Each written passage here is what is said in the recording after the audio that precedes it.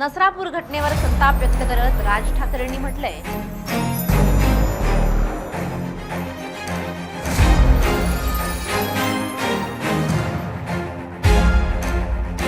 नसरापूरमधील चिमुकलीवर अत्याचार आणि त्यानंतर अत्यंत क्रूरपणे तिची हत्या या घटनेनं महाराष्ट्र संतापलाय। नराधमाला आमच्या हवाली करा अशी मागणी लोकांकडून होते, तर अनेकांकडून या नराधमाला फाशी देण्यात यावी अशी ही मागणी करण्यात येते। सरकार मात्र नेहमीप्रमाणे सरकारी उत्तर देतंय। लोकांचा संताप अनावर झालाय। या घटनेवर राज ठाकरे यांनीही खरमरीत पोस्ट करत सरकारचे वाभाडे काढले। राज ठाकरे यांनी आपल्या पोस्टमध्ये अनेक गंभीर सवाल उपस्थित केलेत। राज ठाकरेंनी नेमकं काय म्हटलंय या पोस्टमध्ये पाहूयात या व्हिडिओतून। नमस्कार, मी मृणाली पिळणकर।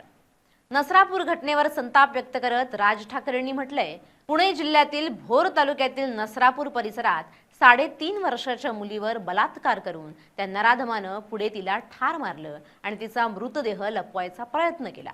या घटनेनं शब्दशः मनाचा थरकाप उडालाय आणि भयानक चीड आली। या आरोपीला सरकारनं कायदा काय सांगतो किंवा अजून कोण काय म्हणेल याचा विचार न करता हालहाल करत संपवावं। सरकार अशा घटनांमध्ये जेव्हा फास्ट ट्रॅक पद्धतीनं कारवाई करू म्हणतं, तेव्हा सरकारनं फास्ट ट्रॅकची व्याख्या पण सांगावी, कारण अशा घटना घडल्यानंतर सरकारला जाग येते। महाराष्ट्रात मुली, स्त्रिया पळवून नेण्याचं, त्यांचं शोषण करण्याचं प्रमाण प्रचंड वाढलंय आणि असं नाहीये की ते एखाद्या वर्षीच वाढतं, तर ते वर्षागणिक वाढतंय। याचा अर्थ कायद्याचा धाक अजिबात उरलेला नाहीये। त्यात या घटनेनंतर नसरापूर परिसरात आंदोलन करणाऱ्या आंदोलकांवर लाठीचार्ज केला गेल्याच्या बातम्या पण आल्या। ही तत्परता स्त्रियांचं, मुलींचं शोषण करणाऱ्यांच्या विरोधात सरकार का दाखवत नाही? या आरोपीला शिक्षा व्हायला पाहिजे आणि ती होईलच, पण अशा घटना वारंवार का घडतायत? ज्या महाराष्ट्रानं देशाच्या स्त्री शिक्षणाचा, स्त्री सक्षमीकरणाचा पाया घातला, त्या महाराष्ट्रात अशा घटना वारंवार का घडतायत याचा थोडा सर्वांगीण विचार व्हायला हवा की नको? अशी घटना घडली की जनतेच्या मनातला रोष उमटतो। सरकार मग कुठलंही असो, त्यांचा कोडगेपणा दिसून येतो। 2-4 दिवसात हे सगळं विसरलं जातं, पण यावर काहीतरी मूलभूत विचार आणि कृती करावी लागेल। यावर आपण कधी बोलणार आहोत की नाही? या सगळ्याकडे बघताना मला ते प्रकर्षानं जाणवतं, ते म्हणजे महाराष्ट्राचं लक्ष आणि लक्ष विचलित झालंय आणि कोणाचाच कोणाला धाक उरलेला नाहीये। सत्ता मिळवणं, ती गाजवणं याचा एक भस्मासूर जो वरपासून खालपर्यंत धुमाकूळ घालायला लागलाय, त्यानं महाराष्ट्र पूर्ण विस्कटलाय। प्रत्येकाला या ना त्या मार्गाने सत्ता मिळवायची आणि गाजवायची आहे। राजकारण्यांना, काही उद्योगपतींना सत्ता हवी आहे। हल्ली लेखकांना पण साहित्य संमेलनाच्या मार्फत सत्ता गाजवायचा मोह होतो। अगदी एशियाटिक सारख्या संस्थेत सुद्धा सत्तेची लढाई पेटते आणि एकूणच सत्तेसाठी वाटेल ते याचं असं काही उदात्तीकरण होतंय की हाच पुरुषार्थ वाटतो। जे वरती घडतं त्याचं प्रतिबिंब खाली उमटत असतं।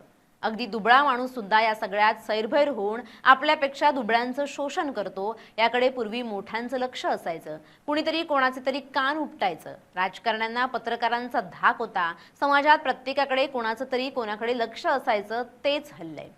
पूर्वी आपल्याकडे कुणीतरी बघतंय, उद्या काही केलं तर आपल्या घरच्यांची, समाजात चीतू होईल ही भीती असायची, तीच आता नष्ट झाली आहे आणि हे गंभीर आहे। समाजात चांगल्या आणि वाईट दोन्ही प्रवृत्ती असतात। त्यातल्या वाईट प्रवृत्तीवर समाजाची, कायद्याची जी दहशत, नियंत्रण असायला हवं, तेच नाहीच झालेलं दिसतंय। हाताबाहेर गेलेली लालसा, सत्ता गाजवण्याची हाव, OTTवरचा कंटेंट, पैशाच्या आणि जमिनीच्या मागे फरफटत जाणं आणि मोबाईलमध्ये सतत गुंतून राहणं यानं सगळी घडी विस्कटली आहे। या आणि अशा घटनांनी महाराष्ट्र अधिक जखमी होतोय याचं भान माध्यमं, राजकारणी आणि समाजाने ठेवलं पाहिजे। मी नेहमी माझ्या भाषणात सांगतो की 1995 नंतर महाराष्ट्र आरपार बदललाय।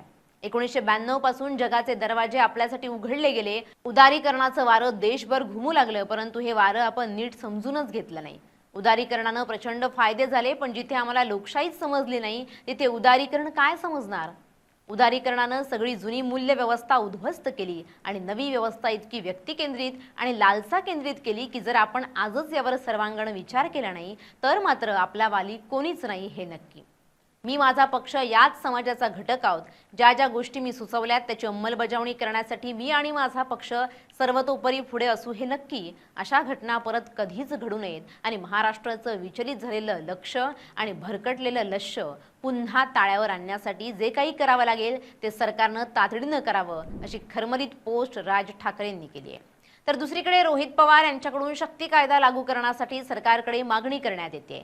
सरकारनं इगो बाजूला ठेवून शक्ती कायदा आणावा। या कायद्यात महिला अत्याचार विरोधात अनेक कडक तरतुदी आहेत, त्यामुळे किमान आगामी काळात तरी अशा घटना घडणार नाहीत। गुन्हेगारीला वचक बसवण्यात शक्ती कायदा मोठी भूमिका बजावेल असं अनेक नेत्यांचं मत आहे। त्यामुळे सरकार जनमत लक्षात घेऊन काही ठोस पावलं उचलणार की नेहमीप्रमाणे सरकारी उत्तर देऊन शांत बसणार हे पाहणं महत्त्वाचं ठरणार आहे। Bureau report, LS Marathi.